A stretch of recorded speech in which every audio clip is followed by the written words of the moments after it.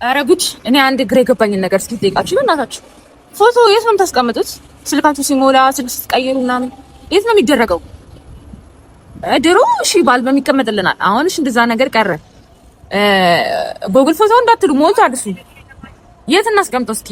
እንዴት ነው ስቶሬጅ የማይሞላው? ቴራባይት ወይም በቃ በጣም ብዙ ፋይል የሚይዝ ነገር ያለው በቃ እስከ መጨረሻው እንዳይጠፋ ማለት አንደኛ በጣም ሪስክ የሌለው ነገር ይበላሻል ምናምን የማይባል ነገር፣ ሁለተኛ ደግሞ የማይሞላ ነገር የት ነው እንዴ?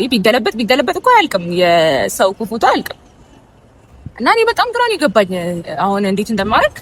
በጣም ቪዲዮ ስልኬ ይሞላል፣ እገለብጣለሁ፣ ፒሲ ሞላ፣ ጉግል ፎቶ ሞላ። እሺ ምን ላይ ላስቀምጠው? ትልቅ ይሄ ነገር የለም በቃ ሪስክ ማለት ይጠፋል ምናምን የሚል ስሜት ሳይኖረኝ ቀዛ ማጠራቀም የምችልበት ነገር የለም። የምታውቁት ነገር አለ? ኧረ በእናታችሁ ግራ ገብቶኛል።